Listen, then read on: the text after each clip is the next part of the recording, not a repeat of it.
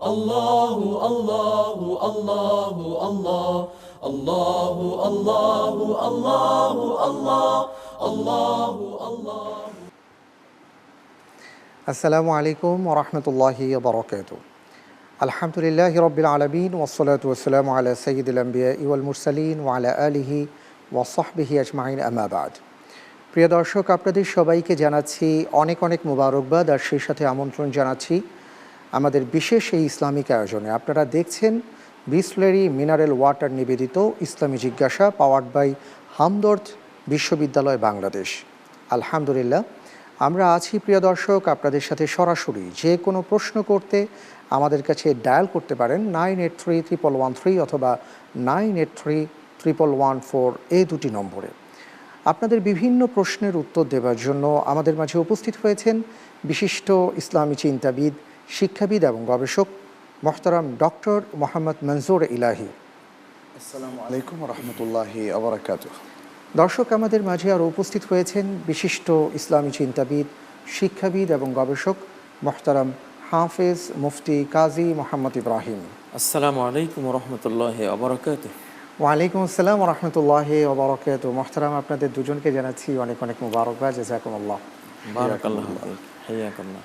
জি, আলহামদুলিল্লাহ। প্রিয় দর্শক, আমাদের আয়োজন চলছে সরাসরি। আরেকটি বিষয় আপনাদের সাথে শেয়ার করে নিচ্ছি, আর তা হচ্ছে আপনারা যে কোনো প্রশ্ন আমাদের কাছে SMS-এর মাধ্যমেও পাঠাতে পারেন। IJ স্পেস লিখে আপনি আপনার প্রশ্ন, নাম, ঠিকানা লিখে পাঠিয়ে দিতে পারেন 6969 নম্বরে। ইনশাআল্লাহ তাআলা আমরা আপনাদের প্রশ্নগুলো পেয়ে যাব। আর আরেকটি বিষয়ে আপনাদের সহযোগিতা চাচ্ছি, তা হচ্ছে যে যখন আমরা প্রশ্ন করব অবশ্যই টেলিভিশনের সাউন্ডটি কমিয়ে দেব এবং দুটির বেশি প্রশ্ন করব না ইনশাআল্লাহ তাআলা। একজন দর্শক আছেন অপেক্ষায়, আমরা তার ফোনটি নিচ্ছি। আসসালামু আলাইকুম ওয়া রাহমাতুল্লাহি ওয়া বারাকাতুহু। আসসালামু আলাইকুম। আমি একটা প্রশ্ন করতে চাইছিলাম। ওয়া আলাইকুম আসসালাম ওয়া রাহমাতুল্লাহ। জি বলুন। আমার কিছু টাকা শেয়ার মার্কেটে ইনভেস্ট করা ছিল, যেটা প্রায় 7 লাখ টাকার মতো। এটা আসলে এখন কমতে কমতে প্রায় 3 লাখ টাকা লস হইতে। এখন এই টাকার উপরে আমাকে যাকাত দিতে হবে কিনা একটু জানতে চাইছিলাম। জি, অনেক ধন্যবাদ ভাইয়া আপনার এই প্রশ্নের জন্য। আমরা জানি যে আমাদের এই ভাইটির মতন এমন অনেক ভাইরা আছেন যারা শেয়ার বাজারে বিনিয়োগ করে ভয়াবহ লস ওনাদের হয়ে গেছে। তো এখন এই অবস্থায় তিনি কি করবেন? যে 7 লক্ষ টাকা ছিল, লস হতে হতে এখন 3 লক্ষ টাকা এসে দাঁড়িয়েছে, তাকে কি যাকাত দিতে হবে কিনা? জি, আলহামদুলিল্লাহ, সালাতু ওয়াসসালামু আলা রাসূলিল্লাহ ওয়া আলা আলিহি ওয়া আসহাবিহি ওয়া ওয়ালা। এখানে যাকাত দিতে হবে, যেহেতু 3 লাখ হচ্ছে যাকাতের নেসাব। জি, নিয়ম হচ্ছে প্রয়োজনের অতিরিক্ত যে টাকাটা ব্যবসায় খাটে সেই টাকাটা ব্যবসার মানে জাকাতিয়ার শেষে এসে তার স্থিতিটা কতটুকু। এটা 7 লাখ ছিল, এখন 3 লাখ, তাই 3 লাখের জাকাত দেবেন, 7 লাখের না কিন্তু। জি, জি। আর কেউ যদি প্রশ্ন করে আমার তো লস হয়েছে, আমি কেন জাকাত দেব? উত্তর হচ্ছে যে আপনার এই টাকাটা তো প্রয়োজনের অতিরিক্ত। এ টাকা থেকে প্রয়োজনে যা খরচ করবেন সেটাও জাকাত থেকে বাদ যাবে। তাহলে যেটা স্থিত থাকবে সেটার উপর জাকাত দিতে হবে। আর আরেকটা বিষয় হচ্ছে, তিনি এই শেয়ারের মালিকটা জি, মানে হয়েছেন কি ডিভিডেন্ড পাওয়ার জন্য, তাহলে তার যে মানে পার শেয়ারের যে ভ্যালু, জি, ওটার মূল ভ্যালুর উপরে তাকে জাকাত দিতে হবে। আর যদি তিনি শেয়ার মার্কেটে আসলে বিনিয়োগ করেছেন শেয়ার বেচা কেনার জন্য, জি, তাহলে তার বাজারে সেটা যদি লসও হয়, কম দাম হলে কম দাম, বেশি দাম হলে বেশি দাম, বাজারের বর্তমান বাজার মূল্য হিসাব করে তাকে জাকাত দিতে হবে। আচ্ছা আচ্ছা, অনেক ধন্যবাদ আপনাকে। মোহতারাম, আরও একজন দর্শক আছেন টেলিফোনে, আমরা তার ফোনটি নিচ্ছি। আসসালামু আলাইকুম ওয়া রাহমাতুল্লাহি ওয়া বারাকাতুহু। আসসালামু আলাইকুম। জি, ওয়ালাইকুম আসসালাম ওয়া রাহমাতুল্লাহ। জি হুজুর, আমি একটা প্রশ্ন করতে, দুইটা প্রশ্ন আছে আমার। এই দুইটা, প্রথমটা হচ্ছে জি, আমি চট্টগ্রাম থেকে বলছি, আমার নাম মোহাম্মদ সেলিম উদ্দিন। আচ্ছা আচ্ছা, জি সেলিম উদ্দিন সাহেব বলুন। আমি একটা সরকারি ব্যাংকে চাকরি করি। জি, তো আমি অনেক আলেমের মুখে শুনেছি যে মানে এটা যেহেতু সুদভিত্তিক ব্যাংক, এটা চাকরি করাটা বৈধ হবে না। আচ্ছা, তারপর আমি আরেকটা ব্যাপার হচ্ছে, আমি গত বছর অ্যাডভোকেট হিসেবে এনরোল হয়েছি। জি, অ্যাডভোকেট হিসেবে এনরোল হয়েছে, অর্থাৎ অ্যাডভোকেটশিপ পেয়েছি আমি। জি, জি, জি, মানে লয়ার হিসেবে আমি এনরোল হয়েছি বাংলাদেশ বার কাউন্সিলে। আচ্ছা আচ্ছা। তো এখন আমি একটা সিদ্ধান্ত নিতে পারতেছি না, আমি কি জবটা কন্টিনিউ করবো, আমি শরীরের দৃষ্টিতে আমার কোন পেশাটা বৈধ হবে। আচ্ছা আচ্ছা, অনেক ধন্যবাদ, অনেক অনেক ধন্যবাদ আপনার দুটি প্রশ্নের জন্য। আমরা জানবো ইনশাআল্লাহ তাআলা মোহতারামের কাছ থেকে। মোহতারাম, প্রথম যে প্রশ্নটি আমাদের ভাই করেছেন যে তিনি একটি সরকারি ব্যাংকে চাকরি করেন, অনেকেই বলেছেন যে সরকারি ব্যাংকে যেহেতু সুদভিত্তিক লেনদেন হচ্ছে এই জন্য বৈধ হবে না, আসলে কথাটা সত্য কিনা? আসলে ব্যাংক বলে কথা নয়, যে কোনো প্রতিষ্ঠানই হোক না কেন আমরা দেখব সেখানে সুদ আছে কিনা। যদি সুদ থাকে তাহলে সহিহ মুসলিমের একটি হাদিস, কোরআনও তো এর বক্তব্য আছে, লাআন আল্লাহু আকিলার রিবা ওয়া মুওয়াকিলাহু ওয়া কাতিবাহু ওয়া শাহিদাইহি, যে যে সুদ খায়, যে সুদ খাওয়ায়, যে সুদ লিখে, যারা সুদের সাক্ষী হয় সবার উপরে আল্লাহ লানত, অভিসম্পাত। এখন এর আলোকে বিচার করতে হবে, এটা কোনো ব্যাংক কোম্পানির কোনো কথা নয়, কথা হলো সুদ আছে কিনা। যেই কোনো লেনদেনে যেখানে সুদ থাকবে সেখানে এই অভিশাপ যাবেই। এমনকি ব্যক্তিও যদি সেটা করে, ব্যক্তিগত সুদ, তার আন্ডারের কর্মচারীরা, জি, যেখানে সুদ সেখানে লানত যাবে। সেখানেই লানতটা হবে। জি, অনেক ধন্যবাদ। আর দ্বিতীয় যে প্রশ্নটি তিনি করেছিলেন আমি জানবো, আরও একজন দর্শক আছেন, তার ফোনটি নিয়ে নেই। আসসালামু আলাইকুম ওয়া রাহমাতুল্লাহি ওয়া বারাকাতুহু। আমি বলতে যাচ্ছিলাম। জি বলুন। ওয়ালাইকুম আসসালাম ওয়া রাহমাতুল্লাহি ওয়া বারাকাতুহু। আসসালামু আলাইকুম ওয়া রাহমাতুল্লাহ। জি ওয়ালাইকুম আসসালাম। জি ভাইয়া, আমার একটা প্রশ্ন ছিল, সেটা হলো যে আমাদের তারাবি নামাজের মধ্যে বলা হয় যে অনেকে খতম তারাবি আবার সূরা তারাবি পড়া। জি, এখন আমরা কোন তারাবিটা আমাদের হাদিসে বা কোরআনে কোন তারাবিটার কথা উল্লেখ আছে এবং কয় রাকাত উল্লেখ আছে, আমি মুহতারামের কাছে এই প্রশ্নটা করতে যাচ্ছি। জি অনেক অনেক ধন্যবাদ আপনাকে, আমরা জানবো। তার আগে মোহতারাম আপনার কাছে আমাদের জিজ্ঞাসা, আমাদের ভাই যিনি প্রশ্ন করেছিলেন চট্টগ্রাম থেকে বলেছেন যে তিনি লয়ার হয়েছেন, এখন তিনি ঠিক করতে পারছেন না যে কোন চাকরিটা করবেন। জি, কোনটা করবেন, কোন জবটা করবেন। জি, তো এই ব্যাপারে একটু জানতে চাচ্ছেন। সুদের বিষয় তো শেখ বলেছেন জি। স্পষ্ট, কিন্তু অ্যাডভোকেট হিসাবে তারও অবশ্যই হালাল ইনকামের সুযোগ আছে। এমনি যেটা মানে আইন আদালতে আমরা দেখি অ্যাডভোকেটরা অনেক সময় এমন সব রোল প্লে করেন যেটা এই পেশার লোকদের প্রতি মানুষের একটা সন্দেহ তৈরি করেছে।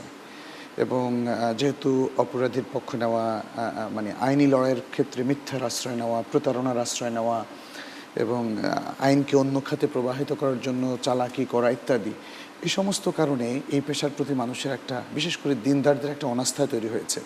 এই জন্যই প্রশ্নটা এসেছে। কিন্তু একজন আইনজীবী বৈধভাবেও আইনের প্র্যাকটিস করতে পারেন। আচ্ছা আচ্ছা, হয়তো অনেক সময় প্রশ্ন আসে যে এই আইনে কি আসলে শরিয়ার আইনের সাথে কোনো কনফ্লিকশন আছে কিনা, বিরোধিতা আছে কিনা। মনে রাখবেন, শরিয়ার নির্ধারিত আইন বেশ গুটি কতেক মাত্র, কিন্তু এর বাইরে অনেক কিছু আছে। যেমন ট্রাফিক ল ভঙ্গ করেছে, তার শাস্তি কী হবে? একজন আরেকজনের জমি দখল করেছে, তার শাস্তি কী হবে? এই সমস্ত জায়গা তো আসলে আইন ফ্লেক্সিবল এবং এটাকে বলা হয় তাজির। তাজির কিছু আছে হদুদ, যেটা ক্রিমিনাল লর ক্ষেত্রে নির্ধারিত শাস্তি, সেগুলো আসলে মানুষের উচিত নয় লঙ্ঘন করা, বিশেষ করে মুসলিমদের। কিন্তু যেগুলো শরিয়া নির্ধারণ করেনি, এর জন্য যে কোনো শাস্তি নির্ধারিত হতে পারে। তো সুতরাং বিচারকরা যে শাস্তিটা দেন এই ক্ষেত্রে, সেটা কিন্তু শরিয়ার সাথে কনফ্লিক্টেড না। আচ্ছা, অতএব এগুলো যদি আমরা ফুল হিসাব করি তাহলে দেখা যাবে যে আমাদের প্রচলিত আইনে এমন অনেক কিছু আছে যেটা শরিয়ার সাথে কনফ্লিক্টিং না। আচ্ছা, তাহলে এই জিনিসগুলো বেছে যদি আইনজীবীরা তাদের মানে আইনি ব্যবসাটা চালিয়ে যান এবং তিনি অপরাধে অথবা অপরাধীর পক্ষে অন্যায়ভাবে না যান, অপরাধীও কিন্তু আইনি সহায়তা পেতে পারে, এটা মনে রাখতে হবে। অবশ্যই। একজন অপরাধীও আইনি সহায়তা পেতে পারে, অতএব তাকে বৈধতা সীমানার মধ্য থেকে আইনি সহায়তা দেওয়া এটা নিষিদ্ধ নয়। আর যিনি নিষ্পাপ তার পক্ষে তো আসলে দাঁড়ানো এটা একটা ইনসাফের দাবি। ফলে আইনি ব্যবসার মধ্যে অবশ্যই বৈধ ব্যবসা আছে, কিন্তু তাকে সৎ হতে হবে, অন্যায়ের কাজে যাবেন না এবং অবৈধ পথে অগ্রসর হবেন না। অনেক ধন্যবাদ মোহতারাম। আমরা আসছি কথায়, একজন দর্শক আছেন, তার ফোনটি নিয়ে নিচ্ছি। আসসালামু আলাইকুম ওয়া রাহমাতুল্লাহি ওয়া বারাকাতুহু। জি, আসসালামু আলাইকুম ওয়া রাহমাতুল্লাহি ওয়া বারাকাতুহু। জি, ওয়া আলাইকুম আসসালাম ওয়া রাহমাতুল্লাহ। আমার দুইটা প্রশ্ন ছিল। একটা প্রশ্ন হচ্ছে, আমি রাতে ঘুম থেকে উঠি খেয়ে খেতে পারি না, আমি 12টা সাড়ে 12টা খেয়ে ঘুমাইলে হবে কিনা। আচ্ছা, আরেকটা প্রশ্ন ছিল, মরা ব্যক্তির জন্য খাবার সিন্নি করা যাবে কিনা। আচ্ছা আচ্ছা, অনেক ধন্যবাদ, আমরা জানবো ইনশাআল্লাহ তাআলা। মোহতারাম, তার আগে আপনার কাছে জানতে চাচ্ছিলাম, আমাদের ভাই প্রশ্ন করেছিলেন যে তারাবির ব্যাপারটি, যে সূরা তারাবি আমরা শুনে থাকি, খতম তারাবি শুনে থাকি, দুটো শব্দ আমাদের দেশে প্রচলিত। আসলে কোনটা সুন্নাহ দ্বারা প্রমাণিত বা আমরা কোনটা আদায় করব? যদিও আমরা তো এখন প্রায় শেষের দিকে চলে এসেছি। খতম তারাবির কথাও কোনো হাদিসে নাই স্পষ্ট, সূরা তারাবির কথাও নেই, কিয়ামুল লাইলের কথা আছে। আচ্ছা, আর কিয়ামুল লাইলে আমরা আরো একদিন বলেছিলাম যে নবী সাল্লাল্লাহু আলাইহি সাল্লাম তো সুদীর্ঘ কেরাত পড়তেন, রাতের প্রায় 3.5 থেকে 4 ঘন্টা, কখনো বা প্রায় 6 ঘন্টা, কখনো বা 7.5 থেকে 8 ঘন্টা, যেটা কোরআনের মধ্যে এসেছে, সুলুসাইল লাইলি ওয়া নিসফাহু ওয়া সুলুসা। তো তিনি তো এক রাকাতে সূরা বাকারা শেষ করেছেন, সূরা আলে ইমরান শেষ করেছেন, সূরা নিসা শেষ করেছেন, প্রায় 700 আয়াতের কাছাকাছি এক রাকাত। এটা সূরা তারাবি। নবী সাল্লাল্লাহু আলাইহি ওয়াসাল্লাম সূরা তারাবি, সূরা বলতে আমরা কি বুঝি? সূরা ফিল থেকে নাস পর্যন্ত? সূরা বলতে তো কোরআনের 114 সূরা। জি, সূরা ছাড়া তো হয় না। খতম তারাবিও তো সূরা তারাবি। সূরা। তো সূরা তারাবি যদি আপনি মনে করেন, তো সূরা তারাবিতেই পড়ার নিয়ম কি? সূরা বাকারা থেকে শুরু করতে হবে, সূরা ফাতিহা তারপর সূরা বাকারা থেকে শুরু করতে হবে। এবং সেখানে নবী সাল্লাল্লাহু আলাইহি সাল্লাম তো এক এক রাকাতে তিনি এত লম্বা লম্বা কেরাত পড়েছেন যে পা ফুলে তাশাক্কাকাত কাদামাহু, তার 2 পা ফুলে ফেটে যেত, এত লং টাইম তিনি দাঁড়িয়ে থাকতেন সালাতের মধ্যে। তা আসলে এসব বিতর্কে যাওয়ার কোনো অবকাশ নেই। আর আমরা তো রমজানের এখন শেষের দিকেই চলে আসছি। জি, তবে বেশি বেশি লম্বা কেরাতে পড়তে পারলে পড়া ভালো। এটা হলো সবচেয়ে ভালো। ভালো, আলহামদুলিল্লাহ। আমাদের একজন ভাই তিনি প্রশ্ন করেছিলেন যে সাহারিতে তিনি উঠতে পারেন না, এই জন্য রাত 12:30 1টার দিকে খেয়ে যদি শুয়ে পড়েন তাহলে সাহারির হক আদায় হবে কিনা? সাহারির পুরো হক তো আদায় হবে না, কিন্তু হক আদায় হবে, পুরোটা আদায় হবে না। কেন পুরোটা আদায় হবে না? কারণ তিনি রাসূল সাল্লাল্লাহু আলাইহি সাল্লামের পুরো সুন্নাহকে অ্যাভেল করতে পারলেন না। আচ্ছা আচ্ছা, তার সুন্নাহ হচ্ছে তিনি শেষ রাতে খেতেন এবং 50 আয়াত বাকি, মানে এই সময় পড়া যায় এতটুকু সময় থাকতে সাহারিটা ছেড়ে দিতেন। মানে সাহারি শেষ করার পরে আরও 50 আয়াত পড়লে তারপরে ফজরের আজান দিত। তার মানে হচ্ছে আধা ঘন্টা, সর্বোচ্চ 20 মিনিট বা 10 মিনিট থেকে আধা ঘন্টা আগে তিনি সাহারিটা খাওয়া শেষ করতেন। অনেক ধন্যবাদ। একজন দর্শক আছেন, ফোন নিচ্ছি। আসসালামু আলাইকুম ওয়া রাহমাতুল্লাহি ওয়া বারাকাতুহু। ওয়ালাইকুম আসসালাম। আসসালামু আলাইকুম। জি, ওয়ালাইকুম আসসালাম ওয়া রাহমাতুল্লাহ, বলুন। হ্যাঁ, হুজুরের কাছে আমার একটা প্রশ্ন ছিল। আমি একজন হিন্দু ঘরে জন্মেছিলাম। তো আমি এবছরে মার্চ 3 তারিখ হলো আমি মুসলমান ধর্ম গ্রহণ করেছি। তো আমি রোজাও রাখার চেষ্টা করতেছি, কিন্তু আমি ইসলাম সম্বন্ধে খুব একটা জানি না। তো আমি বিয়েও করেছি, আমার ওয়াইফ আছে। তো আমার ওয়াইফও নামাজ রোজা করে। তো আমার ওয়াইফ যদি মানে এখন বিবাহিত অবস্থায় সে যদি পরপুরুষের সাথে কথা বলে বা এরকম কোনো আচরণ করে, তাহলে এটা কি তার জন্য মানে জায়েজ কিনা? আচ্ছা আচ্ছা, জি, অনেক ধন্যবাদ ভাইয়া আপনার প্রশ্নের জন্য। আমরা দোয়া করি আপনাদের পরিবারের জন্য। মোহতারামবৃন্দ বলবেন এই ব্যাপারে ইনশাআল্লাহ তাআলা। তার আগে মোহতারাম একটু জানতে চাচ্ছিলাম, আমাদের ভাই বলেছিলেন যে মানুষ ইন্তেকালের পরে, মৃত্যুবরণ করার পরে যে বিভিন্ন খরচ করা হয়, তিনি সিন্নি শব্দটা উচ্চারণ করেছেন। তা আমরা সিন্নি নিয়েই কথা বলতে পারি যে আসলে সিন্নি খাওয়ার সিন্নি মানত করা হয়। জি, কোনো দলিল আছে আসলে কিনা? মাইয়িতের জন্য আমি প্রথমে করণীয় কাজগুলো আবু দাউদের একটা হাদিস থেকে বলতে পারি। যে এক সাহাবী প্রশ্ন করলেন যে হাল বাকিয়া মিন বিররি আবাওয়াইয়া শাই, আমার মাতা পিতার জন্য কিছু করণীয় কি আমার জন্য আছে? নবী সাল্লাল্লাহু আলাইহি ওয়াসাল্লাম বলেন, হ্যাঁ আছে। আসসালাতু আলাইহিমা, পিতা মাতার জন্য যে কোনো দোয়া সন্তানরা করলে এটা পৌঁছবে। 2 নম্বর অল ইস্তিগফারু লাহুমা, তাদের জন্য আল্লাহর কাছে ক্ষমা চাওয়া, এটা তাদের কবরে তারা এর সুফল পাবেন। আর তারপরে ইনফাজ আহদিহিমা মিন বাদিহিমা, তারা যদি কোথাও কোনো প্রতিশ্রুতি ব্যক্ত করে থাকেন যে এই মাদ্রাসা এতিমখানা এখানে এত হাজার টাকা দেবো, কিন্তু দিয়ে যেতে পারেননি, সন্তান এটা দিলে তারা এর সওয়াবটা পেয়ে যাবেন। তারপরে 4 নম্বর হলো সিলাতুর রাহিম ইল্লাতী লা তুসালু ইল্লা বিহিমা, মাতা পিতার দিক থেকে যারা আত্মীয়, মায়ের দিক থেকে মাতৃকুল, পিতার দিক থেকে পিতৃকুল, এই 2 কুলের যত সেবা সন্তানরা করবে, মাতা পিতা দুজনের সওয়াব তারা পাবে। সুবহানাল্লাহ। 5 নম্বর হলো ইকরামু সাদিকিহিমা, মায়ের যারা বান্ধবী আছে সে বান্ধবীদেরকে খুঁজে খুঁজে, কতজন মায়ের বান্ধবী ছিল, একটু হাদিয়া তোহফা, কাপড় চোপড়, টাকা পয়সা দিলে মায়ের সওয়াব পাবেন। বাবার বন্ধু কারা ছিল খুঁজে তাদেরকে যদি কিছু দেওয়া হয়, আপ্যায়ন করা হয়, ওই সওয়াবটা বাবা পাবেন। কত সুন্দর সামাজিকতা, মাশাআল্লাহ। এর বাইরেও একটা মসজিদ নির্মাণ করে দেয়া, টিউবওয়েল দিয়ে দেয়া, কিছু কোরআনের কপি মা বাবার পক্ষ থেকে দিয়ে দেয়া, একটা যাত্রী ছাউনি তৈরি করে দেয়া, যে কোনো জনকল্যাণমূলক কাজ করলে, এটা আরেকটি হাদিসে রয়েছে 7টি পয়েন্ট, তো এগুলো পৌঁছবে। কিন্তু যে প্রশ্ন উনি করেছেন যে মৃত্যুর পরে মা বাবার জন্য কি জিয়াফত অনুষ্ঠান সিন্নি করলে কি হবে, হ্যাঁ, যদি কেউ মা বাবার জন্য শ্রাদ্ধ 2 দিন 3 দিন 7 দিনের কোনো বা 40-40 কোনো অনুষ্ঠান করে, সাথে সাথে মা বাবার কবরে আযাব আরম্ভ হবে। এটা সহিহ বুখারীর হাদিস, আল মাইয়িতু ইউআযাবু বিমা নিহা আলাইহি, মাইয়িতকে মুর্দাকে আযাব দেয়া হবে তার জন্য যদি কোনো নিয়াহাত অনুষ্ঠান করা হয়। এখন শোকের অনুষ্ঠান করা জি, এখন নিয়াহাত অনুষ্ঠান কি, এটা ইবনে মাজার হাদিসে রয়েছে, জাবির ইবনে আব্দুল্লাহ হাদিস, কুন্না নাউদুল ইস্তিমা ইলা আহলিল মাইয়িত ওয়া সানাআত আত-তাআমি মিনান নিয়াহা, মাইয়িতের পরিবারের কাছে যাওয়া, সেখানে সিন্নি করা, খাদ্য জিয়াফতের আয়োজন করা, এটাকে আমরা সব সাহাবীরা নিয়াহাত শোক অনুষ্ঠান মনে করতাম। এই অনুষ্ঠান করলেই কবরে আযাব শুরু হয়ে যাবে মা বাবার। অতএব এটা না করে ওই যে 5টা আর 7টা পয়েন্ট যেটা আছে হাদিসে, ওগুলি করা উচিত। অনেক ধন্যবাদ। মোহতারাম একজন দর্শক আছেন অনেকক্ষণ ধরে অপেক্ষা, আমরা একটু তার ফোনটি নেই, তারপরে কথায় আসছি। আসসালামু আলাইকুম ওয়া রাহমাতুল্লাহি ওয়া বারাকাতুহু। ওয়ালাইকুম সালাম। আসসালামু আলাইকুম। জি, ওয়ালাইকুম আসসালাম ওয়া রাহমাতুল্লাহ, বলুন। আমি একজন বাইতুল আকরাম জামে মসজিদ এবং কমপ্লেক্সের মুসল্লি বলতেছিলাম। জি, যে আমার কথা হলো, ইমাম সাহেব যখন নামাজ পড়াচ্ছে, ওনার সামনে প্রতিছবি, একটা গ্লাসের প্রতিছবি দেখা যাচ্ছে এবং মুসল্লিদের প্রতিছবি দেখা যাচ্ছে। আমার কথা হলো, যে ঘরে ছবি রাখলে ফেরেশতা আসে না, মসজিদের ভিতরে ইমাম সাহেব নামাজ পড়াচ্ছে কিন্তু ওনার ছবি দেখা যাচ্ছে এবং মুসল্লিদের ছবি দেখা যাচ্ছে, এটার ব্যাপারে কি করণীয়? জি, অনেক অনেক ধন্যবাদ আপনার প্রশ্নের জন্য, আমরা জানবো ইনশাআল্লাহ তাআলা। তার আগে মোহতারাম একটু জানতে চাচ্ছিলাম যে আমাদের একজন মুসলিম ভাই, তিনি গত 3 মাস আগে আলহামদুলিল্লাহ ইসলাম গ্রহণ করেছেন এবং সপরিবারে। তো এখনও অনেক নিয়মকানুন বা অনেক কিছু ইবাদা সেইভাবে আত্মস্থ করার চেষ্টা করছেন, চলছে ইনশাআল্লাহ। তো প্রসঙ্গত তিনি জানতে চেয়েছেন যে তার স্ত্রী যদি অন্য কোনো পরপুরুষের সাথে কথা বলেন তাহলে এতে কোনো গুনাহ হবে কিনা বা তাদের কি করণীয়। জি, মুসলিম প্রথমে তাকে আমরা ধন্যবাদ জানাই যে তিনি একটা সত্য মানে দিনকে গ্রহণ করেছেন। আল্লাহ তাআলা তাকে এই দিনের উপর রাখুন এবং শেষ নিঃশ্বাস পর্যন্ত ঈমান, আমল এবং সুন্নাহর উপর রাখুন। আমিন। আর দ্বিতীয়ত, হ্যাঁ, আসলে ইসলামে তাদের জন্য অনেক রিলিফ আছে যে তিনি শিখবেন আর আমল করবেন। এর আগ পর্যন্ত যে সমস্ত ভুল ত্রুটিগুলো হয়, আশা করি যে আল্লাহ তাআলা ক্ষমা করবেন ইনশাআল্লাহ। আর নারীদের পরপুরুষের সাথে ইন্টারাকশনটা সবসময় নিষিদ্ধ নয়।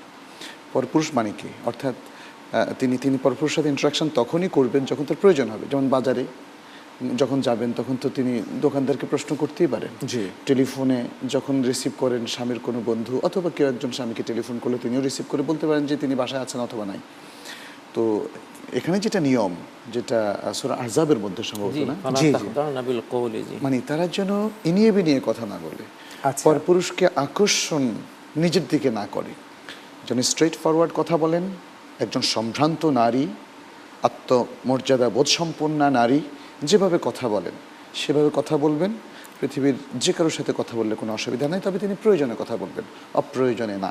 অনেক ধন্যবাদ মোহতারাম। পরের প্রশ্নে আমরা যাচ্ছি যে আমাদের একটু আগে যে ভাই প্রশ্ন করেছেন তিনি বললেন যে আমরা তো জানি যে সামনে ছবি রাখা যায় না, সেটা নিষেধ।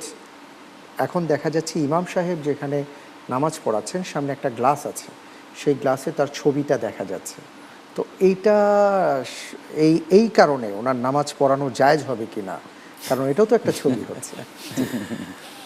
না, এটাকে ছবি বলা হয় না, এটা ছবি না, আসলে এটা উনি ওনাকে দেখছেন, এটা একটা প্রতিবিম্ব পড়েছে ওখানে, তো রিফ্লেকশন। এটা জাস্ট যেই ছবি নিষিদ্ধ, প্রাণীর ছবি, অঙ্কিত ছবি, কেউ যদি এঁকে ছবিটা রাখে তাহলে সেটা হলো নিষিদ্ধ। আয়নার ছবি, পানির ছবি বা স্বচ্ছ কোনো জিনিসের মধ্যে আমার ছবি পড়লো, এটা নিয়ে কোনো কথা না, তাহলে তো আয়না দেখো হারাম হয়ে যাবে, পানি দেখাও হারাম। জি জি। আর এখানে একটা জিনিস আছে মনে হয়, সেটা হলো এই ছবির কারণে মুসল্লিদের কারো ডিস্টার্ব হতে পারে। এই জন্য এটাকে, আয়নাটাকে ট্রান্সপারেন্ট না রেখে এমন কিছু দিয়ে ঢেকে দেওয়া যাতে ছবি সালাতের মধ্যে কোনো ডিস্টার্ব না হয়, সেদিকে লক্ষ্য রাখা, মনোযোগ নষ্ট যাতে না হয়। জি, কিন্তু মাসালাগতভাবে ওটা কোনো নিষিদ্ধ, ওটা ছবির মধ্যে পড়ে না। অনেক ধন্যবাদ। একজন দর্শক আছেন, আমরা তার ফোনটি নিচ্ছি। আসসালামু আলাইকুম ওয়া রাহমাতুল্লাহি ওয়া বারাকাতুহু। ওয়ালাইকুম সালাম ওয়া রাহমাতুল্লাহি ওয়া বারাকাতুহু। আসলে আইনসুর আমার যারা পাবনা থেকে বলছি। জি, বলুন। আমার দুটো প্রশ্ন। প্রথম প্রশ্ন হলো, আমাদের সমাজে এই সাপ্লিমেন্টের বেলায় আপনার কিছু সেরেক বেদাত সমাজে প্রচলিত, কিন্তু এই ক্ষেত্রে ধর্মীয় ব্যাপারে কোনো অন্ধ তাকলিফ করা যাবে কিনা, প্রমাণ ছাড়া কোনো ধর্মীয় ব্যাপারে কোরআন হাদিসের প্রমাণ ছাড়া কারো কোনো কথা মানা যাবে কিনা, এই একটা প্রশ্ন। আর দ্বিতীয় প্রশ্ন হলো যে আমাদের এই ছোটখাটো মাসকে করাটা ঠিক নাকি মুসলিম ঐক্যটা রাখা ফরজ, এটুকু জানতে চাচ্ছি। আপনার দ্বিতীয় প্রশ্নটি আমি পুরোপুরি ক্লিয়ার বুঝতে পারিনি, আপনি কি পেয়েছেন? না, বোঝা যায় না। আমরা বলছি জি, হ্যালো। আমরা এই যে ছোটখাটো কিছু মাসালি আছে, এগুলো নিয়ে আমরা মতভেদ হচ্ছে, এইগুলো আচ্ছা। থাকা জরুরি নাকি মুসলিম উম্মাহ জি। একত্রে থাকাটা ফরজ? অনেক অনেক ধন্যবাদ, খুব চমৎকার প্রশ্ন করেছেন। আমরা শুনবো ইনশাআল্লাহ তাআলা মোহতারামদের কাছ থেকে তার উত্তর। জি মোহতারাম, তার আগে আমাদের একজন ভাই তিনি SMS একটি প্রশ্ন করেছিলেন যে আমরা অনেক সময় শুনে থাকি যে রহমত, মাগফিরাত, নাজাত বলে তিনটি ভাগ করা হয়। এখন নাজাতের মাস আর কি, নাজাতের পাঠ চলছে, আসলে এমন কোনো আর কি ভাগ আছে কি না, এই বিষয়ে জানতে চেয়েছিলেন। জি জি, এটা একটা হাদিসের মধ্যে আছে, সে হাদিসটা দাঈফ বা দুর্বল। আচ্ছা, যে রমাদান মাসের আউয়ালুহা রাহমা ওয়া আওসাতুহা মাগফিরা মাগফিরা। ওয়া আখিরুহা আখিরুহা ইতক মিনান নার অথবা নাজাত মিনান নার। জি এই যে ভাগটা করা হয়েছে, এটা যে দুর্বল হাদিসের ভাষ্য, কিন্তু সহিহ হাদিসের ভাষ্য হচ্ছে আসলে রমাদানের পুরোটাই রাহমতের, পুরোটাই মাগফিরাতের, পুরোটাই নাজাতের এবং ইতমিনান নার। এর তো একদম স্পষ্ট দলিল আছে, বিশেষ করে নাজাত মিনান নারের হাদিসটা তো মুসনাদের মধ্যে দুই ভাগ। ওয়াদালিকা ফি কুল্লি ইয়াউমিন ওয়া লাইলা, আই ফি কুল্লি ইয়াউমিন ওয়া লাইলাতিন মিন রমাদান। আল্লাহর কিছু মুক্তিপ্রাপ্ত বান্দারা আছেন রমাদানের প্রতি দিনে এবং রাতে। সুবহানাল্লাহ। তো এই যে মানে ইতক মিনান নার, আমাদের জীবিত বান্দারাও এর মধ্যে পড়তে পারে, আবার কেউ কেউ মৃত্যুদেরকে এর মধ্যে শামিল করেছেন। তো মানে ইতক মিনান নারটা কিন্তু প্রতি রমাদানের প্রতিদিন এবং রাতে স্পষ্ট। সুতরাং দুর্বল হাদিসের চাইতে সহিহ হাদিসের ভাষ্যটাই আমাদের বেশি গ্রহণ করা উচিত। অনেক ধন্যবাদ। ওই হাদিসটা মাশহুর হয়ে গেছে, এই কারণে এটা আমাদের মধ্যে প্রসিদ্ধি লাভ করেছে আমাদের মাঝে। ধন্যবাদ মোহতারাম। একজন দর্শক একটু আগে ফোন দিয়েছিলেন, তিনি যেই কথাটি বললেন যে আমরা যখন কারো কোনো কথা গ্রহণ করব বা যখন সেটার উপর আমল করার চেষ্টা করব, তো দলিল প্রমাণ ছাড়া সেটা আমাদের গ্রহণ করা উচিত কিনা, এটা হলো প্রথম কথা। আর দ্বিতীয় কথাটি হচ্ছে যে কিছু কিছু ক্ষেত্রে আবার দেখা যায় যে ছোটোখাটো বিষয় নিয়ে আমাদের মাঝে মতবিরোধ দেখা যায়, এই ক্ষেত্রে আমাদের কি করণীয়? আসলে দলিল ছাড়া তো কারো কোনো কথা গ্রহণযোগ্য হবে না। জি, যেই কোনো কথা আগে খুঁজতে হবে যে এটা কোরআন এবং সুন্নাহর কোথায় আছে, কারণ ইসলামের উৎসই হলো আল কিতাব ওয়াস সুন্নাহ। তারাক্তু ফিকুম আমরাইন, তোমাদের মধ্যে দুটো জিনিস রেখে গেলাম, লান তাদিল্লু মা তামাসসাকতুম বিহিমা। এই দুটোকে আঁকড়ে ধরলে কখনো বিভ্রান্ত হবে না। কিতাব আল্লাহি ওয়া সুন্নাতে রাসূলি, আল্লাহর কিতাব আর সুন্নাতে রাসূল। যেই কোনো মানুষের কথা, আমার, ওনার, আপনার, যেই কোনো আলেমের বক্তব্য শুনলে পরে এটার উৎস কি, কোরআনের বা হাদিসের কোথায় আছে, সেই দলিলটা পাওয়া গেলে নিয়ে এই কথাটা একটা এলমে পরিণত হলো, গ্রহণযোগ্য বক্তব্যে পরিণত হলো। তো এই জন্য দলিল তো অবশ্যই লাগবে, দলিল ভিত্তিকে আমাদেরকে মানতে হবে। আচ্ছা, ইমাম আবু হানিফা রাহমাতুল্লাহ আলাইহি বলতেন, হারামুন আলা মান লাম ইয়ারিফ দালিলি আন ইফতিয়া বিকালামি। আমি কোনো মাসালা দিয়েছি, এই মাসালার দলিল কি এটা যে জানে না, তার জন্য আমার এই মাসআলা দিয়ে ফতোয়া দেওয়া হারাম, নিষেধ। কারণ সে কোরআন সুন্নাহ দলিল জানে না। কারণ মুফতির জন্য একটা শর্ত হচ্ছে তাকে দলিল জানতে হবে, নইলে কিন্তু মুফতি হবে না, না, মুফতি হতে পারে না। অনেক ধন্যবাদ। আরেকটি বিষয় ছিল, সেটা আমি জানবো, একজন দর্শক আছেন অপেক্ষায়, ফোনটি নিয়ে নিচ্ছি। আসসালামু আলাইকুম ওয়া রাহমাতুল্লাহি ওয়া বারাকাতুহু। ওয়ালাইকুম আসসালাম ওয়া রাহমাতুল্লাহি ওয়া বারাকাতুহু। জি বলুন। জি, আমি মনির হোসেন শাওন বলছি, তাকদর পতেঙ্গা, চট্টগ্রাম থেকে। জি শাওন ভাই বলুন। আমার প্রশ্ন হচ্ছে, আমাদের শতকরা 99% মসজিদে যে জামাতে যে নামাজগুলো পড়ি আমরা, সেখানে আমরা দেখি যে আমি যে হাদিসে দেখলাম, বুখারী বলেন, মুসলিম, সব হাদিসে প্রায় আছে রাসূল সাল্লাল্লাহু আলাইহি ওয়াসাল্লাম যে নামাজ পড়েছেন, সেই নামাজে রুকুতে যে সময়টুকু ব্যয় করতেন, রুকু থেকে দাঁড়ায়ে অতটুকু সময় ব্যয় করতেন, সেজদায় যতটুকু সময় ব্যয় করতেন, সেজদা থেকে বসে অতটুকু সময় ব্যয় করতেন। কিন্তু আমাদের ইমামরা এত তাড়াহুড়া করেন, দাঁড়ানোর সময়টাও পায় না, বসার সময়টাও পায় না। এছাড়া অনেক ইমামদেরকে আমি প্রশ্ন করছি, বলছি, ওনারা বলেন যে পিঠ সোজা করলে হবে, আমি বললাম যে পিঠ সোজা করাটা হাদিসে না আপনারা কোথায় পেয়েছেন? হয়তো এটা মাসালাতে আছে, বিভিন্ন ফতোয়া এই বইয়ের মধ্যে আছে এটা পিঠ সোজা করলাম, কিন্তু আমি তো হাদিসের সাথে কোনো মিল নাই। আমাদের নামাজ গোনা হচ্ছে, ইমামদের যে নামাজগুলো আমাদের পড়াচ্ছে ওনারা নামাজগুলো কি শুদ্ধ হচ্ছে? অনেক ধন্যবাদ, আমরা জানবো ইনশাআল্লাহ তাআলা। জি, আসছি আরেকটি যে প্রশ্ন ছিল যে মতবিরোধ নিয়ে যে কথাটা বলা হয়েছিল। জি, ছোটোখাটো বিষয় আসলে তো ইমাম ইবনে তাইমিয়া রাহমাতুল্লাহ আলাইহির একটা পর্যবেক্ষণ আছে এই মতবিরোধ নিয়ে, যে আকসারুল খেলাফাত ফিল মানদুবাত ওয়াল মুস্তাহাব্বাত, ছোটোখাটো মুস্তাহাব সুন্নাহ যত রকমের ঝগড়া বিবাদ সব এগুলো নিয়ে, কিন্তু বড় কোনো কিছু নিয়ে ফরজ ওয়াজিব ইসলামের মহান কিছু নিয়ে কোনো ইখতিলাফ নেই। অথচ ছোট্ট যে জিনিসগুলো নিয়ে মতবিরোধ করা হচ্ছে, ঝগড়া করা হচ্ছে, সেগুলো আমল না করলে তো কোনো পাপ নাই, সেগুলো নিয়ে ঝগড়া করা তো হারাম। কারণ মুসলিমদের মধ্যে হৃদ্যতা ঐক্য বজায় রাখা হলো ওয়াজিব বা ফরজ, উম্মতের একত্ব অক্ষুণ্ণ রাখা এটা কিন্তু ফরজ বলা যায় এটাকে। আর ওই জিনিসটা হলো কি মুস্তাহাব। তো একটা মুস্তাহাবের জন্য এটা ফরজ তরক করা এটা মারাত্মক জিনিস না, অবশ্যই মারাত্মক জিনিস। তো ছোটোখাটো জিনিসের মধ্যে অপশন থাকে, যেমন ধরুন এখানে হাত বাঁধা, এখানে হাত বাঁধা, নিচে হাত বাঁধা, তিনোটার কিন্তু হাদিস আছে, বাকি কোনোটা দুর্বল, কোনোটা বা হাসান, কোনোটা বা সহি পর্যায়ে আছে। আবার এক এক দল এক একটাকে সহি বলেছেন, এই দল যেটাকে সহি বলেছেন ওই দল ওটাকে দুর্বল বলেছেন, ওই দল যেটাকে দুর্বল বলেছেন এই দল ওটাকে সহি বলেছেন। বিভিন্ন পর্যবেক্ষণ, কোন হাদিস সহি কোন হাদিস হাসান কোনটা দুর্বল এটা তো জিবরাইল এসে বলেন নাই, এটা আমরাই বানিয়েছি, আমরাই পর্যবেক্ষণ দিয়েছি, আমাদের গবেষণা, মানুষেরই গবেষণা। সেখানে বিভিন্ন তো এটা হতেই পারে।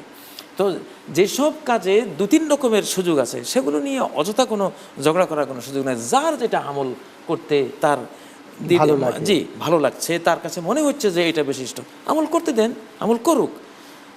ইখতিলাফটা থাকতেই পারে, কিন্তু ইখতিলাফ নিয়ে সংঘর্ষ, মারামারি, কাটাকাটি, বিভেদ এটা অত্যন্ত বড় অপরাধ। এটা এবং আরেকটা বিষয় মনে হয় আমরা একটু বলতে পারি যে অনেক সময় দেখা যাচ্ছে যে আমি যেটা মানি বা পালন করার চেষ্টা করি সেটাই ঠিক, বাকিগুলো ভুল। এই দৃষ্টিকোণ থেকে যদি আমরা ফিরে আসতে পারি তাহলে মনে হয় আপনি যে কথাটি বলেছেন ঐক্যের যে ব্যাপার, জি জি, সুন্নত মুস্তাহাব বা ইত্যাদির যেই মতবিরোধটা হলো কোনটা উত্তম, কোনটা ফার্স্ট ক্লাস, কোনটা সেকেন্ড ক্লাস, কোনটা থার্ড ক্লাস। এটা কিন্তু হক বাতিলের ঝগড়া না, যে এটা হক এটা বাতিল, এটা বৈধ এটা অবৈধ। এই ঝগড়া কিন্তু যেমন হাত এখানে বাঁধা এখানে বাঁধা, এটা বৈধ অবৈধের কোনো বিরোধ না, এটা হলো কোনটা উত্তম অথবা আমার দৃষ্টিতে কোনটা বেশি ঠিক।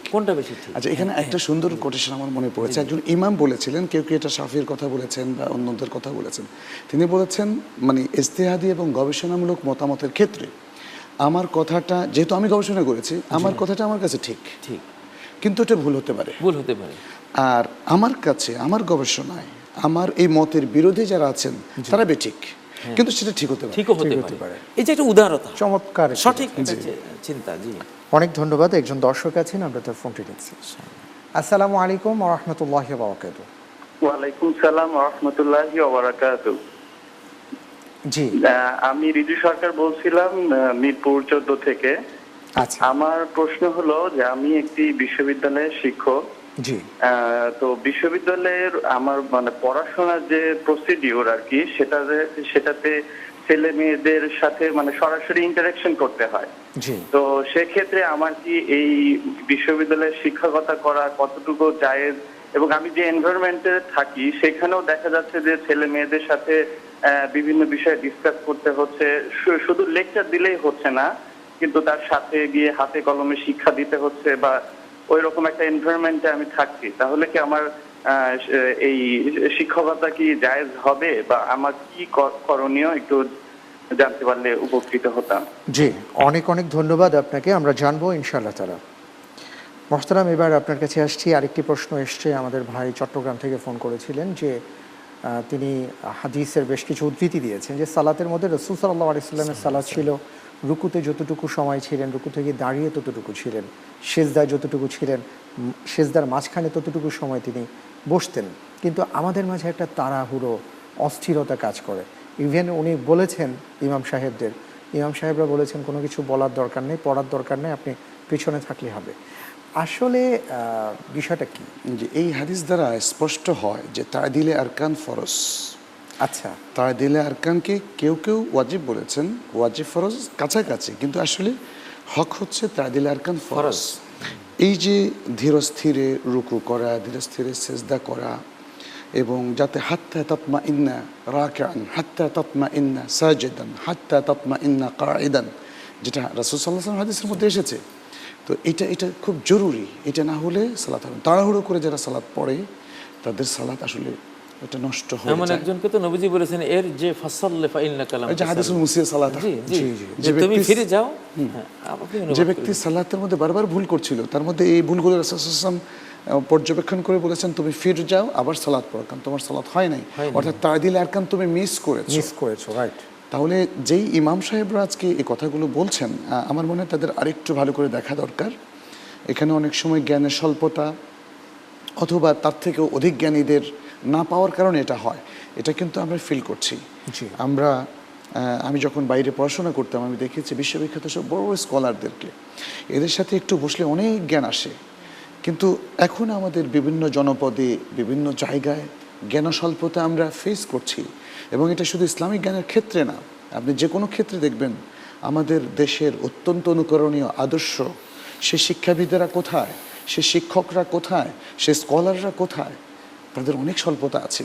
এই কারণে একটা ত্রুটি হচ্ছে আর কি। যাই হোক, তারপর আমাদের পরামর্শ হচ্ছে এত গুরুত্বপূর্ণ একটা পয়েন্টে জাস্ট একজন মুক্তাদিকে বলে দিলেন যে আপনি চুপচাপ বসে থাকবেন তাইলে হয়ে যাবে, এটা বোধ হয় ঠিক হচ্ছে না। আমাদের আরেকটু জ্ঞানমুখী হওয়া দরকার। অনেক ধন্যবাদ। একজন দর্শক আছেন, আমরা তার ফোনটি নিচ্ছি। আসসালামু আলাইকুম ওয়া রাহমাতুল্লাহি ওয়া বারাকাতুহু। একটা কোশ্চেন ছিল যে আমার বউ মারা গেছে 4 বছর হয়েছে, এখন ওনার 1 লক্ষ টাকা, তো এটা কার কাছে আমরা একটা জমা দিয়ে রেখেছি, তো ওইখান থেকে আমাদের 2000 টাকা করে দাম আসে, তো এটা কি ইসলামিক শরীয়ত হিসেবে ঠিক আছে? আর হচ্ছে ওই টাকার উপর কোনো ট্যাক্স দিতে হবে কিনা? আপনি কি বুঝতে পেরেছেন? বোন, আবার একটু ক্লিয়ারলি বলবেন, আমরা পুরোপুরি বুঝতে পারিনি আপনার কথাটি। আমার কোশ্চেনটা হচ্ছে, আমার বাবা মারা গেছেন 4 বছর হয়েছে, তো ওনার 1 লক্ষ টাকা আছে, ও 1 লক্ষ টাকাও অন্য জায়গায় দাদা হয়েছে, তো ওই 1 লক্ষ টাকার উপর তারা আমাদের 2000 টাকা করে লাভ দেয়, তো ওই লাভটার উপর কোনো ট্যাক্স দিতে হবে? আর এটা কি ইসলামের শরীয়ত হিসেবে কি ঠিক আছে কিনা? আচ্ছা আচ্ছা, ঠিক আছে, আমরা বুঝতে পেরেছি। অনেক ধন্যবাদ আপনাকে। মোহতারাম, পরের প্রশ্নে আমরা যাচ্ছি। আমাদের একজন ভাই, সম্মানিত শিক্ষক, বিশ্ববিদ্যালয়ের শিক্ষক, তিনি প্রশ্ন করেছেন যে যেখানে সহশিক্ষা হচ্ছে, ছেলে মেয়ে একসাথে পড়াশোনা করানো হচ্ছে, তো তিনি সেখানে শিক্ষা প্রদান করছেন।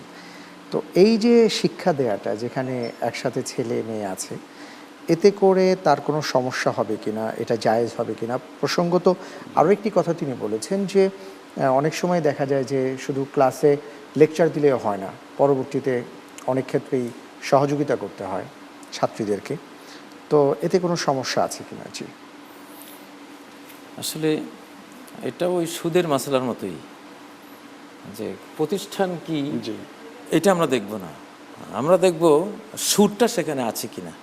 আমরা জানি ইসলাম সহ সকল ধর্মে যে জিনা, ব্যভিচার, নারী পুরুষের অবৈধ সম্পর্ক, অবৈধ দৃষ্টি বিনিময়, এগুলো নিষেধ। কুল্লিল মুমিনিনা ইয়াগুদ্দু মিন আবসারিহিম, মুমিনদেরকে বলো তারা দৃষ্টিকে অবনমিত রাখবে।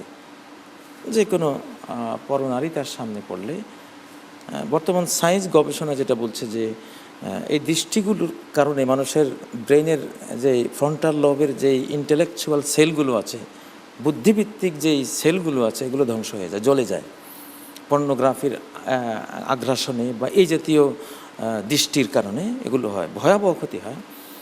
এবং এটা হেরোইনের চেয়েও আরও মারাত্মক নেশা তৈরি করে মানুষের ব্রেনে এই জিনিসগুলি। যাই হোক, তো এই ভয়াবহ জিনিসগুলি সৃষ্টিকর্তা হারাম করেছেন, এবং মুমিন পুরুষদেরকে বলেছেন দৃষ্টি অবনমিত করো।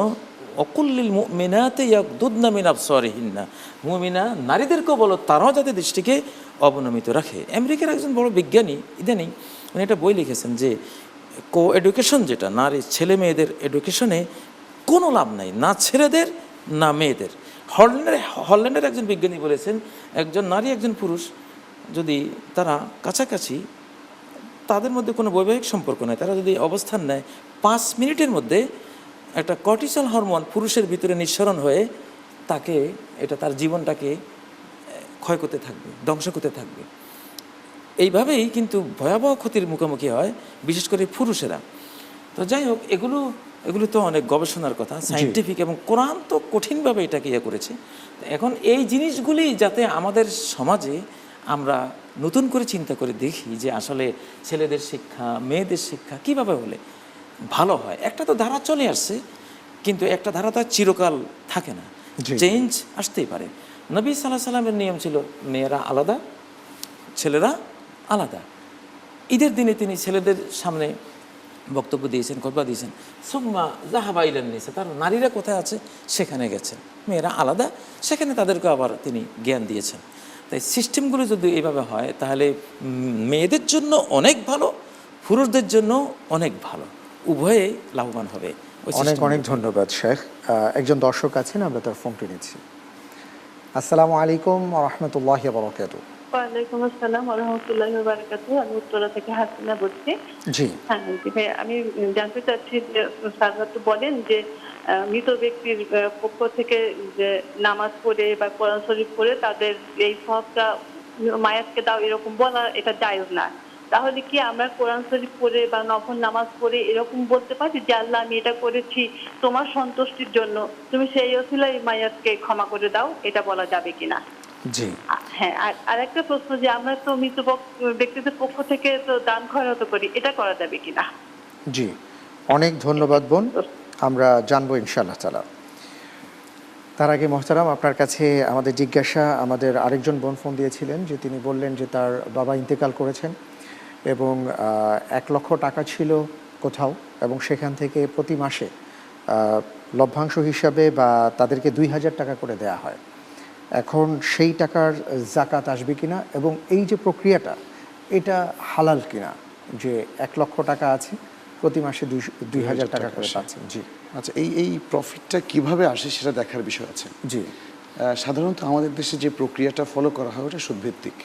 সেটা হচ্ছে প্রতি 1 লাখ টাকায় 2000 বা 2500 বা 1500 বিভিন্ন ফিক্স করে দেওয়া হয় যে আপনি যেমন মুদি দোকানে অথবা যে কোনো দোকানে লাগানো হয়, বলছে আপনি প্রতি মাসে 2000 টাকা করে নিয়ে যাবেন, এটা সুদ। অবশ্যই এটা ব্যবসায়িক ভিত্তিতে লাগাতে হবে, প্রফিট লস শেয়ারিং। তাহলে 1 লক্ষ টাকায় কতটুকু আসলো সেটা সেভাবে ওঠানামা করবে।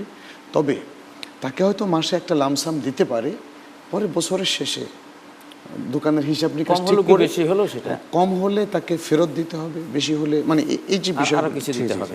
এই আর যাকাতের বিষয়টা তো দিতে হবে, কারণ এটাতে তিনি ইনভেস্ট করেছেন। জি এবং 1 লাখ টাকা রূপার হিসাবে একটা নেশাব যাকাত তাকে দিতে হবে।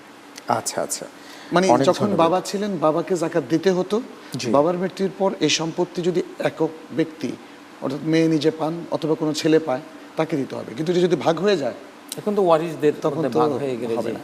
আচ্ছা, আর এরপরে যে প্রশ্নটি আমরা পেয়েছি আমাদের উত্তরা থেকে একজন বোন, তিনি যেই বিষয়টি জানতে চাইলেন যে মা বাবার জন্য যদি এইভাবে দোয়া করা হয় যে 2 রাকাত সালাত আদায় করে বা কোরআনে কারিমের তিলাওয়াত করে যে হে আল্লাহ আমি যা করলাম এর উসিলায় আপনি ক্ষমা করে দিন, এটা করা যায় কিনা, এই বিষয়ে তিনি জানতে চেয়েছিলেন। এইভাবে কিছু একটা তেলাওয়াত করে সালাত পড়ে এর উসিলায় ক্ষমা করে দেন এমন কোনো দোয়া কোরআন সুন্নাহয় আসেনি।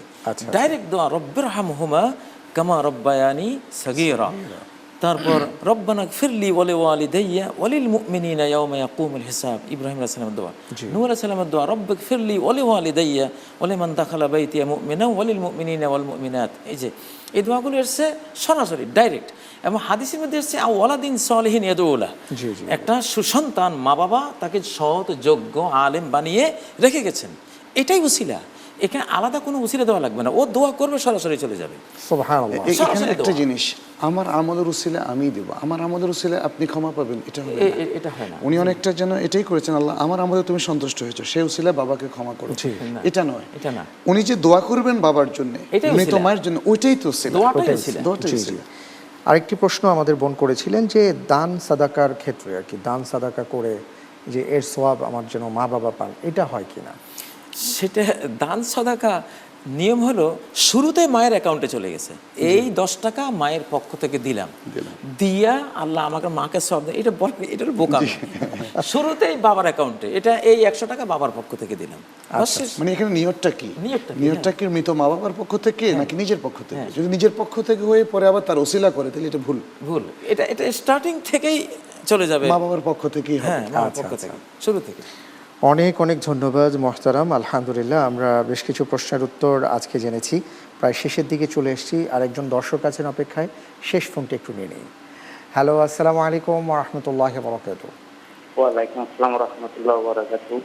আসসালামু আলাইকুম। আমি প্রশ্ন করতে চাই, আমার আম্মা রমজানের আগের শুক্রবারে মারা গেছে। এখন ওনার কবরের আযাব বা ওনার কবরের শান্তির ব্যাপারে আমি কিছু জানতে চাই। নিজে রমজানের আগে মারা গেছেন এই ব্যাপারে, এবং ওনার ব্যাপারে আমি 40 করতে চাই, কিভাবে করতে চাই আপনার কাছে একটু জানতে চাই। অনেক ধন্যবাদ। আপনি একটু মনোযোগ সহকারে শুনুন, মোহতারাম কথা বলবেন। জি হ্যাঁ, একজন মুমিনা নারী মারা গিয়েছেন, তিনি মুরব্বী, একজন মা। হ্যাঁ, আমরা অবশ্যই আশা করি তার মৃত্যু ঈমানের উপর হয়েছে, আমাল সালের উপর হয়েছে। অতএব আমরা আল্লাহর কাছে আশা করি এবং দোয়া করি আল্লাহ যেন তার কবর আযাব মাফ করে দেন। আমিন। কিন্তু কোন মানুষ জুমার দিন বলে তো কবর আযাব হবে না, মুসনাদ আহমদের হাদিসে আছে। মুসনাদ আহমদ ও জুমার দিন বলেছেন না? জুমার দিন বলছেন। হ্যাঁ, কিন্তু ঈমান থাকাটা শর্ত। ঈমান থাকাটা শর্ত। আমরা আশা করছি যে তিনি ঈমান নিয়ে গিয়েছেন। আর মানে আসলে গায়েব তো আর কেউ জানে না। তিনি যে প্রশ্নটা সরাসরি করেছেন সেটা অনেকটা গায়েব জানার মতো হয়ে যাচ্ছে, যে আমি জানতে চাই যে আমার মা কি অবস্থায় আছেন, সেটা তো আল্লাহ ছাড়া কেউ জানে না। কুল লা ইয়ালামুল গায়বা ইল্লাল্লাহ। জি, অতএব সেদিকে না গিয়ে আমরা আল্লাহর কাছে আশা করি, দোয়া করি। সন্তান হিসেবে তিনিও মায়ের জন্য দোয়া করতে থাকবেন। আশা করি যে ইনশাআল্লাহ এরকম একজন মা। 40 কথা বলেছেন। এবার 40 প্রসঙ্গটি একটু জানতে চাই, যে উনি বলেছেন যে আমি আমার মায়ের জন্য 40 করতে চাই, না এটা কিভাবে করা যায়? 40 শ্রাদ্ধ অথবা দশমা কিংবা পঞ্চমা, 27 কিছু করা যাবে না। মা বাবার নামে দান করা সাদকা করতে পারবেন, কিন্তু এই যে অনুষ্ঠানগুলো, এই অনুষ্ঠানগুলো সৌদি আরবের প্রখ্যাত ওলামাদের একটা পরিষদ একটা রেজলিউশন লিখেছেন যে মিশরের ফারাও যারা ছিল, ফেরাউন, এটা তাদের সুন্নাত, তাদের প্রচলিত নিয়ম নীতি। আমি এই ক্ষেত্রে একটু আপনার সহযোগিতা চাইবো। সেটা হলো যে অবশ্যই আমাদের ভাই সেটাই করবেন যেটা তার মায়ের জন্য ভালো। তো আমরা ওনাকে কি এই ক্ষেত্রে অ্যাডভাইস করতে পারি যে আপনি কি করবেন আপনার মায়ের জন্য 40টা না করে? জি জি, একটু আগে তো আমার মনে হয় আপনি আবার সাজেস্ট করুন, খুব সংক্ষেপে একটু যদি বলেন। হ্যাঁ, মায়ের জন্য তিনি কিছু কোরআনে কারিমের কপি কিনে যে কোনো মসজিদ মাদ্রাসায় দিতে পারেন। তিনি একটা মসজিদ ফুল বানিয়ে দিতে পারেন মায়ের পক্ষ থেকে, অথবা একটা মসজিদে তিনি সহযোগিতা করতে পারেন। অথবা বিরান হাফারাহা, একটা টিউবওয়েল যেখানে পানি নাই, সুপেয় পানি নেই, জনগণের পানি পানের একটা ব্যবস্থা টিউবওয়েলের মাধ্যমে করে দিতে পারেন।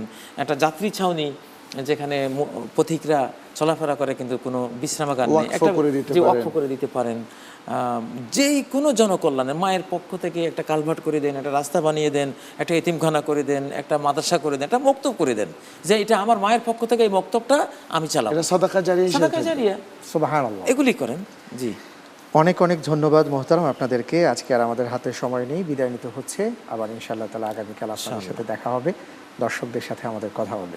জাযাকুমুল্লাহু খাইরান। আল্লাহু বারাক ফিক। প্রিয় দর্শক, আপনাদেরকেও ধন্যবাদ জানাচ্ছি যে এত রাত পর্যন্ত আপনারা আমাদের সাথে থেকে আমাদের এই আয়োজনকে আপনারা প্রাণবন্ত করেছেন, আর আপনাদের প্রশ্নের মাধ্যমে আমরা অনেক বিষয় জানতে পেরেছি। আলহামদুলিল্লাহ, জাযাকুমুল্লাহু খাইরান, আহসানাল জাযা। আবার ইনশাআল্লাহ তাআলা আগামীকাল আপনাদের সাথে দেখা হবে। আল্লাহ হাফেজ, ওয়াসসালামু আলাইকুম ওয়া রাহমাতুল্লাহি ওয়া বারাকাতুহু। আলামুন কাদিরান মুরিদান আলিমান হাইয়ান সামিআন বাসিরান মুতাকাল্লিমান। আল্লাহ